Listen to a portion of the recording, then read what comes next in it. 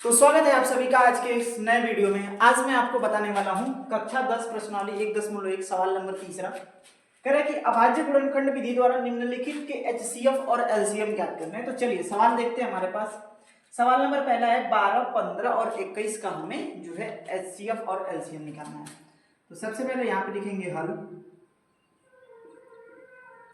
और हल लिखने के बाद हम सबसे पहले करेंगे 12 का अभाज्य गुणनखंड। यहाँ पे लिखेंगे 12 का अभाज्य गुणनखंड, ठीक है। और अभाज्य गुणनखंड सबको आता ही होगा, तो यहां पर देख लीजिए, जिसको नहीं आता है तो यहां पे हम करते हैं 12 का अभाज्य गुणनखंड। लिखेंगे 12, इसको काटेंगे 2 से, 2 छक्का 12, 2 तेई 6 और 3 एकम 3। तो हमारे पास आया 2 गुणे 2 गुणे 3। तो यहाँ पे इसको लिख दीजिए 2 गुणे 2 गुणे 3। तो चलिए 15 का यहाँ पे लिखेंगे 15 का अभाज्य गुणनखंड। 15 का अभाज्य गुणनखंड करते हैं तो यहाँ पर 15 का कर लीजिए अभाज्य गुणनखंड। तो काटिए इसको, 3 से काटिए, 3 पचे 15 और 5 एकम 5। तो हमारे पास आया 3 गुणे 5। तो हम यहाँ पे लिखेंगे 3 गुणे 5। यहाँ पे लिख देते हैं 21। समझिए सेम वही चीज है। 21 का अभाज्य गुणनखंड करिए तो यहाँ पे लिख दीजिए 21, और इसका अभाज्य गुणनखंड करना शुरू कीजिए। यहाँ पे 3 से काटिए, 3 सत्ते 21, 7 एकम 7। तो हमारे पास आया 3 गुणे 7 हो गया। उसके बाद हम निकालेंगे एचसीएफ। तो यहाँ पे लिखेंगे ऐसे, लिखेंगे एचसीएफ।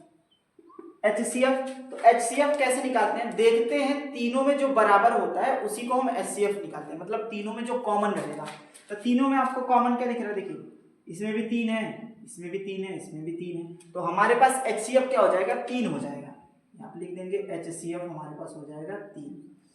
एलसीएम कैसे निकालते हैं, यहाँ पे लिखेंगे एलसीएम। एलसीएम हमारे पास देखो, सबसे पहले जो तीनों में कॉमन होता है उसमें से तो लिखते ही हैं। तो यहाँ पे तीनों में जो कॉमन है वहां पे 3 है, तो 3 लिख लीजिए। गुणे हमारे पास जो कॉमन नहीं होते हैं उनको भी लिखा जाता है। तो 2 गुणे 2 गुणे 5 गुणे 7। तो यहाँ पे लिखेंगे 2 गुणे 2 गुणे 5 गुणे 7। यहाँ पे गुणा करेंगे, 3 दुना के 6, 6 दुना के 12, 12 पचे 60, और 60 का गुणा करेंगे, 60 का गुणा करेंगे 7 में तो हो जाएगा हमारे पास 420, ठीक है। 17, 23 और 25, 17, 23, 25। तो यहां पर हल लिखते हैं।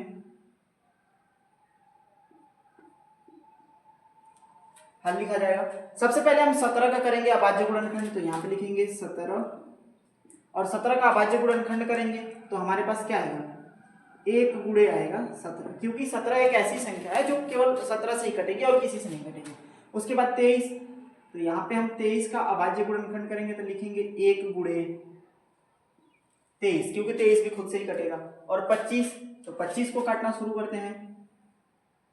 तो 25 हमारा कटेगा 5 गुणे 5।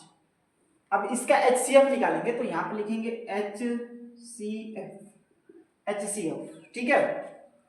अब देखिए इसमें कोई भी संख्या कॉमन नहीं है, इसमें कोई संख्या आपको बराबर दिख रही है। इसमें 5 है तो इसमें 5 नहीं है, इसमें 5 नहीं है। तो यहाँ पे 17 है तो इन दोनों में 17 नहीं, यहाँ पे 23 है तो इन दोनों में 23 नहीं। तो यहाँ पर कोई संख्या हमें कॉमन नहीं दिखती। तो जहाँ पे कोई संख्या कॉमन नहीं दिखती है वहां पे हम केवल एक को कॉमन लेते हैं, क्योंकि एक जो है सब में होता है, ठीक है।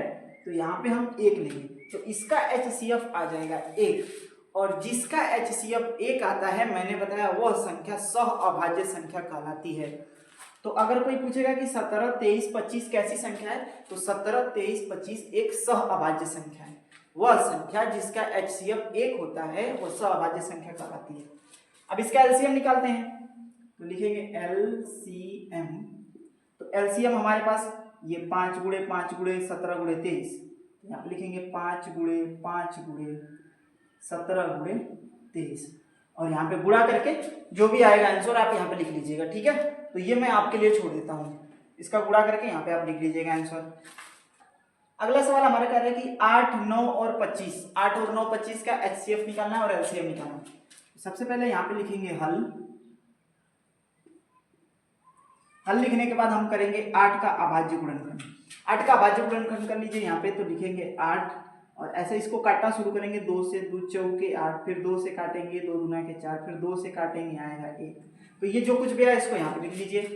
तो 2 गुणे 2 गुणे 2, तो यहाँ पे लिखेंगे 9 का। तो 9 का हम करेंगे तो आएगा 3 गुणे 3, ठीक। फिर उसके बाद 25 का करेंगे तो हमारे पास 25 का हो जाएगा 5 गुणे 5। अब उसके बाद हम यहाँ पे लिखेंगे HCF। चलिए यहाँ पे अब हम लिखेंगे नीचे HCF। अच्छा, इन सब में देखिए क्या कुछ तीनों में कॉमन दिख रहा है आपको? इन तीनों में कोई आपको बराबर ऐसी संख्या दिख रही है वो जो तीनों में हो? जैसे इसमें 2 है तो इसमें भी 2, इसमें भी 2, इसमें 5 है तो इसमें 5 है, इसमें 5। किसी में तीनों कोई संख्या बराबर दिख रही है? तो यहाँ पे कोई संख्या ऐसी है जो बराबर नहीं दिख रही है, तो इसका HCF हम 1 लिखेंगे, क्योंकि यहाँ पे कोई संख्या हमें उभयनिष्ठ नहीं मिल रही है, तो वहां पे 1 केवल उभयनिष्ठ होगा। तो अगर पेपर में ऐसा प्रश्न कर देगा कि 8, 9 और 25 कैसी संख्या है, तो 8, 9, 25 सह अभाज्य संख्या है, क्योंकि इसका HCF 1 आया। अब यहाँ पे LCM लिखेंगे, तो LCM हमारे पास देखिए कुछ कॉमन तो नहीं है, तो बाकी सबको लिखिए। 2 गुणे 2 गुणे 2, 3 गुणे 3 गुणे 5 गुणे 5 और जाएगा। तो यहाँ पे सबका गुणा करके आप यहाँ पे जो भी आंसर आएगा उसको लिख लीजिएगा, ठीक है। आई होप आप लोगों को ये वीडियो बहुत अच्छा लगा होगा। तो ऐसे ही वीडियोस के लिए मेरे चैनल को सब्सक्राइब करें